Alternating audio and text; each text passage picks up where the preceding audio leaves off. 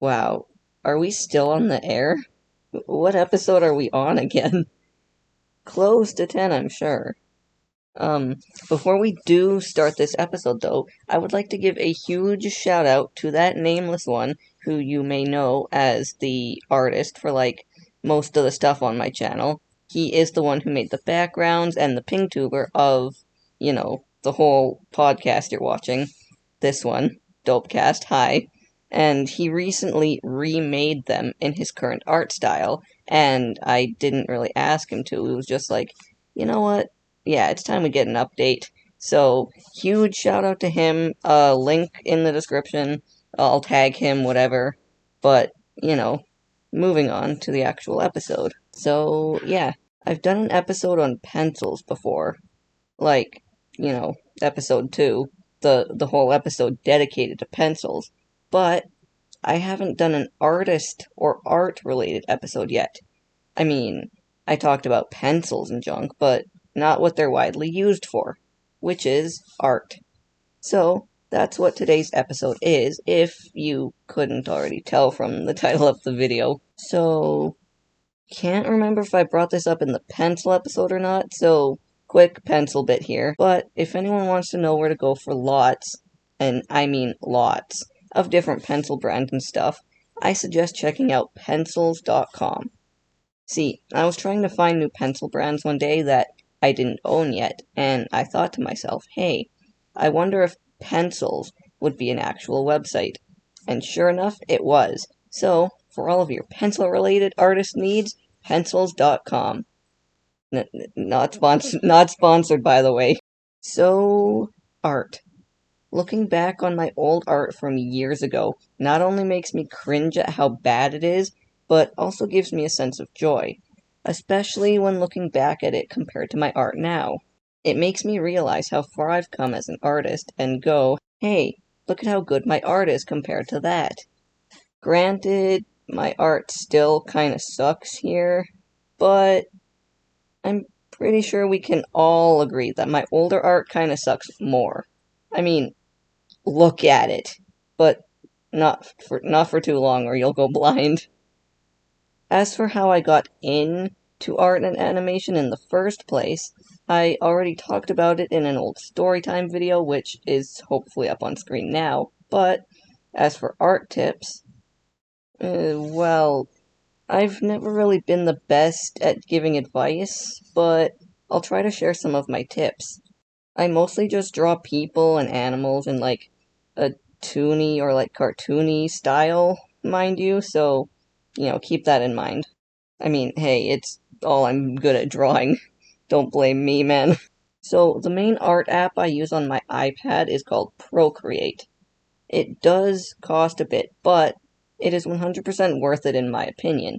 They have a wide variety of brushes, and even user-created ones that I even bought from this shop on Etsy up on screen.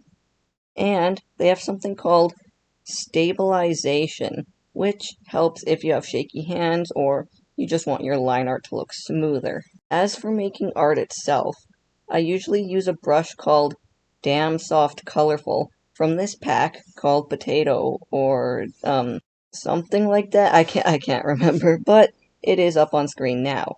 It lets you use 2 different colors in the brush, and it's usually what I use to make my sketches before moving on to the line art with the dem demodon I demodon I with the brush up on screen that I can totally remember the name of. I know it starts with a D and it sounds like demon. Uh, um so I usually mess around with and change the sketch, even using multiple layers before actually being happy with what I've got and moving on to the line art. But it usually turns out pretty good in my opinion either way. Another art app I use, but not as frequently, is IBIS Paint X. Now, the cool thing about this app is that it's free. They do have premium that you can buy to unlock more brushes and stuff, but, I mean, I hardly use the app, so you can also just watch an ad for free to unlock the brushes for, I think, 12 hours? I'm not sure. I'm pretty sure it used to be 24 hours, but then they changed it. Not like I'm complaining though, because, free is free. The way I do my line art in IVIS Paint is slightly different than in Procreate, mind you. See, I don't have any of my Procreate brushes here, so I use something different. I use the dip pen hard. Like, that's the name of the brush is dip pen hard. I don't use the brush. What? Okay, never mind. Never mind. They also have a dip pen soft, but I usually use the other one. I usually just do the same thing as in Procreate, but when I'm drawing over top of other lines, it would be hard to see the same color on the same color, so I usually make a new layer and change the color. Here's a few examples. I usually use red and blue because there are these Blackwing pencils, which, favorite brand by the way, and there's a red and a blue one. I want to buy them both so bad, but too expensive, man. I want to buy them so I can make like these sketches, but too expensive. And hold on, quick side rant real quick.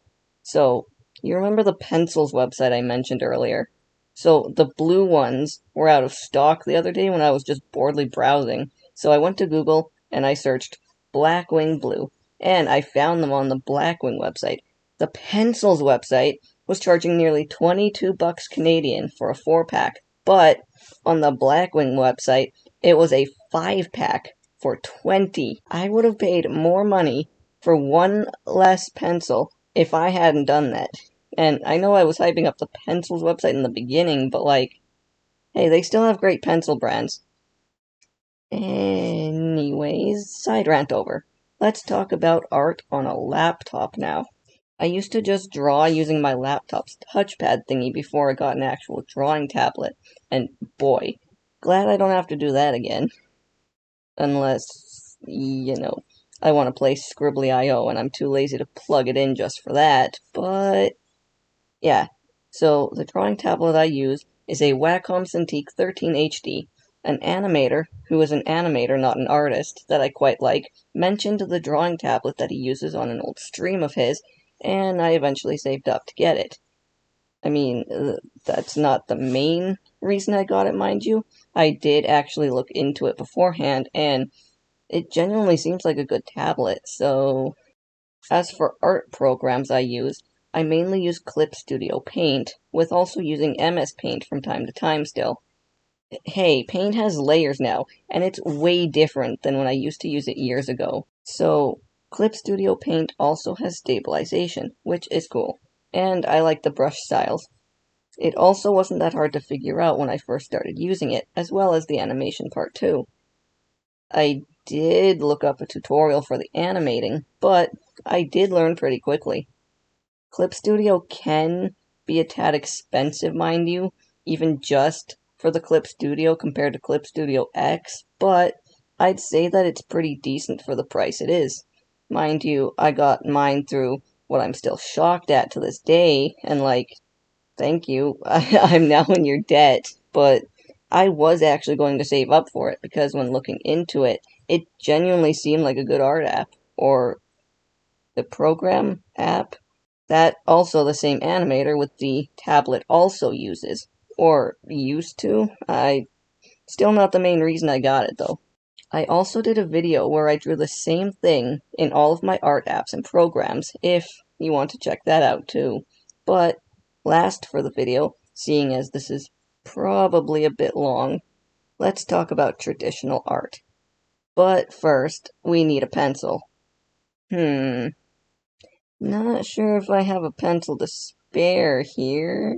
So, as for what art app I use, is, well, none, seeing as this is pencil and paper. But as for what pencil I use, usually depends. Sometimes I'll even use multiple pencils in one sketch. Like this one here, where I used 10 different pencils for the 10th anniversary of Flojo's Roommates. The pencils I highly recommend, as a big pencil connoisseur, is the Apsara Matte Magic 2.0. Not sure if I pronounced that right, but it is up on screen. Not only does it write smooth and leave a matte finish, it also looks cool and has multicolored wood. Plus, The pack I got from Amazon came with a sharpener and an eraser.